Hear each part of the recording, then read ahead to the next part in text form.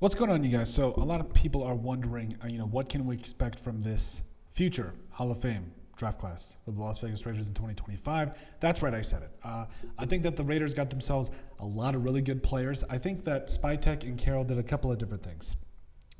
They made the picks that made sense, but they also made picks that are more about talent and more about the future potential of a player, as opposed to and BPA, as opposed to just strictly looking at a player and what he did in college. Because just because you have a good college career, or just because you do something in college, doesn't necessarily mean that will translate to the NFL. But overall, we're here today to talk about our expectations for the rookies for the Raiders in 2025. So let's jump right into it.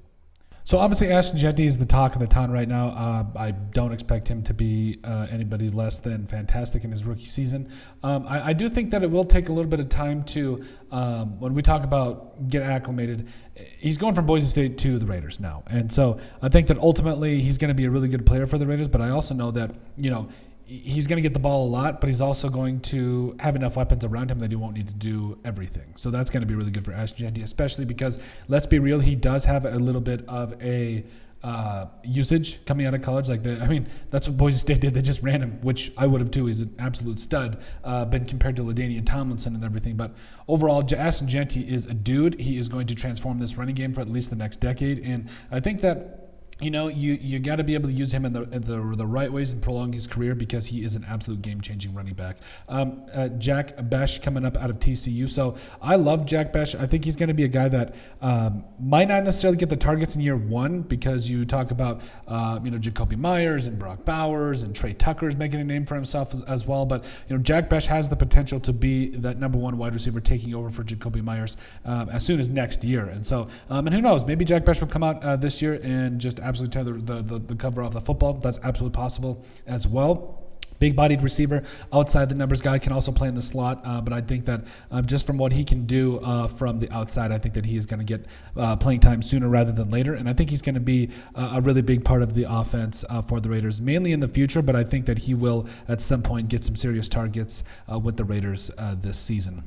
In the third round, so yes, Darian Porter, I think he could be a player that not only starts, but I think he could be someone that you just build this secondary around. So 6'2", about 200 pounds. He can run with anybody. He's tall, he's lengthy, push and cover kind of a player, also good with ball skills. So I think overall he is a player that, again, you can build around him. You can build a prototype type corner, and, I don't want to say Richard Sherman type vibes, but, I know that also Richard Sherman was a later round pick, day 3 pick if I'm not mistaken, with Pete Carroll. But, what can Pete Carroll do with size, with speed, and length? Well, he can turn them into really good players, and he's shown that time and time again, and Darian Porter is going to be the latest example of that. So I think arguably you've got 3 players right off the top here in Jeanty, Bech, and Porter that could all be really good starters for you down the line. Caleb Rogers, so I'm not going to lie to you, this one was a little bit of a shock to me, because I felt like Caleb Rogers, you probably could have got him day 3, but that being said, I do think that he's going to bring a lot of really good things to this offensive line, just in terms from a depth piece. If he's not already going to be pushing for that starting left guard spot, or battling with Dylan Parham and company. So that's going to be good to see with Caleb Rogers. Charles Grant, I actually really like this pick. I think that down the line he could either push for that starting right tackle spot, or with DJ Glaze, or he's going to be at least a very, very good backup at right tackle.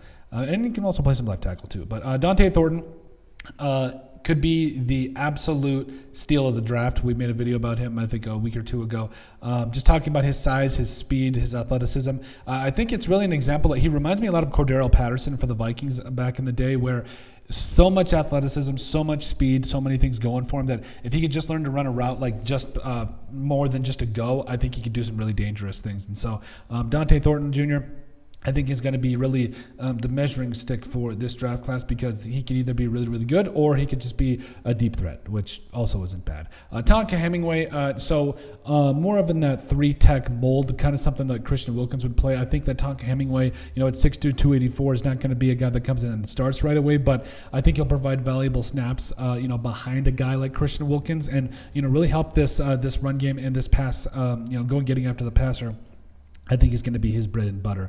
JJ Pegues coming up out of Mississippi. I think that he is at the very least going to, just from a technique perspective, I really like what I saw from him coming up out of Mississippi. And I think that at the very least, he's going to be a very, very good role player here. Just talking about the running game, holding his gaps, and then also providing a little bit of something for you as a pass rusher as well. Tommy Mellott, this could be the funnest, this could be the funnest pick out of this entire draft. Like Tommy Mellott coming out of Montana State. He's going to play wide receiver.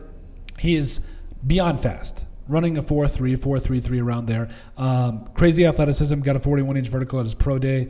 He could be Julian Edelman. That's really what he could be. And so I think with Tommy Mellott, it's going to be a position where, he could, Julian Edelman? Yeah, he could come in and just absolutely tear the cover off the ball. Just give him his opportunities with the ball in the open space and let him do his thing because he's just a pure athlete. Cam Miller, kind of up at North Dakota State, a couple of Midwest guys representing here. But overall, Cam Miller, I'll be honest, I don't know that he has necessarily what it takes to be in the NFL, but I think at the worst case, he is an absolute, I think he could be a really good backup. And I think that, so he's got really good athleticism, won a lot of games at North Dakota State. Took really good care of the football, put them in a lot of really good positions. But, you do question is, just in terms of athleticism, can he make all the throws? Can he have some of that touch that you really covet at the NFL level? And, with a guy like Cam Miller, I think that I do think that he could get a little bit of a shot here in training camp just to show what he can do in the preseason. But I do think that he is more of a player that could be a good backup quarterback in the league someday. But overall, there's a lot of expectations for the Raiders rookies, and the UDFAs are equally as impressive. I love me some Mello Dotson. We're going to be making a video about him. I also love me some Jalen Walker coming up out of Indiana, the linebacker / safety. He's going to be really good. So there's some dudes in this draft class and UDFA class that could really make you turn your head and really make you question what the Raiders are going to do here at the defensive level in a good way. Question what they're going to do in a good way because they have a lot of talent. But overall, let us know what you guys think. What are your guys' expectations for the Las Vegas Raiders 2025 draft class as well as the UDFA class? Make sure you guys like, comment, and subscribe down below. I will see you on the next video.